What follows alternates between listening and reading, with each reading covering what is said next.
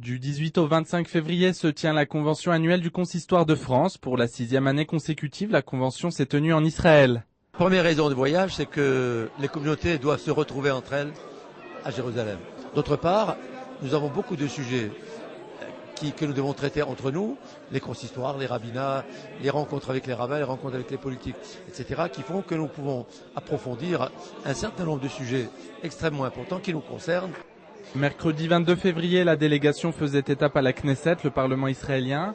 Joël Mergui, président du Consistoire de Paris, est à l'origine de ce voyage à la tonalité particulière puisque le Consistoire central de France fête cette année ses 200 ans. C'est un projet que nous avons conçu avec Dalia Etzik lorsqu'elle était à Paris, de pouvoir commencer le bicentenaire du Consistoire et du Grand Sanhédrin ici à Jérusalem, puisque le Sanhédrin était en Israël et que l'idée de Napoléon de faire un Sanhédrin en France, c'était à l'image d'Israël.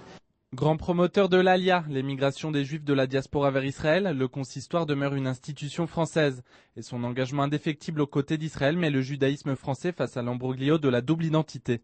Il faut le rappeler, nous sommes français, nous aimons la France, mais cette terre d'Israël a besoin d'être défendue par les Juifs du monde entier. Le judaïsme français a donné beaucoup de choses à Israël. C'est une richesse pour la France parce que tous ces gens-là seront les ambassadeurs de la France en Israël pour consolider encore les rapports entre la France et Israël.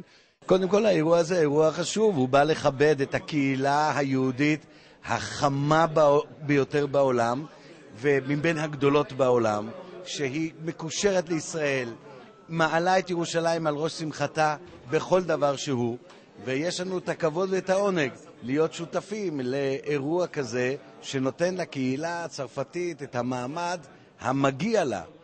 Côté israélien, la délégation française a été reçue avec beaucoup de chaleur au cours d'une réception très officielle, présidée par Dalia Etzik, la présidente de la Knesset et présidente par intérim d'Israël. À la tribune, chacun s'est succédé pour rappeler l'attachement du judaïsme français à Israël et par la même occasion de la France tout entière à l'État hébreu, comme pour justifier le lien qui unit les Juifs de France à Israël. זה 200 שנה שהקיסר נפוליאון הקים את הקונסיסטואר, אבל הוא לא ציפה ש200 שנה אחרי זה נהיה פה בירושלים. אולי כוונתו לא הייתה כל כך טהורה. אומרים שבזה רצה שהיהודים יתבוללו, לגמרי יהיו צרפתים טובים. אבל אנחנו זכינו להיות צרפתים טובים ויהודים טובים. Je peux vous assurer d'ailleurs que les Juifs ne sont pas les seuls en France à aimer Israël. L'immense majorité des Français sont derrière Israël. L'heure était également à l'émotion et au souvenir et la présidente n'a pu retenir ses larmes en évoquant la mémoire d'Emmanuel Moreno et de Yohan Zerbib tombés au Liban cet été. יואן נפל בלבנון ביום 12 באוגוסט 2006. אני עקבתי אחרי המשפחה הנפלאה הזאת.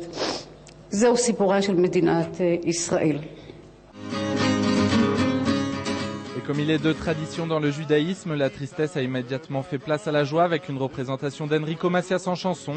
Seule fausse note de la soirée, nulle mention n'aura été faite de Gilad Shalit, lui aussi de nationalité française et toujours retenu à Gaza. Je suis très touché d'avoir chanté à la Knesset, au Parlement israélien. Tout le monde connaît mon appartenance à l'histoire du peuple juif et évidemment à l'histoire d'Israël, parce que Israël, ce sont ceux qui sont en première ligne pour défendre la cause du peuple juif après tant de souffrances et tout ça. Ce qui compte pour moi, c'est la solidarité du peuple juif pour son existence et pour sa sécurité. Ça, et son bonheur. Ça compte plus que les histoires de scandale. On s'en fout. C'est dans vos mains que demain notre terre sera confiée pour sortir de la nuit. Et notre espoir de revoir la lumière. Des paroles un peu naïves mais toujours actuelles qui portent également le message que les Juifs de France sont venus apporter en Israël. Jetez vos armes, faites du monde un paradis.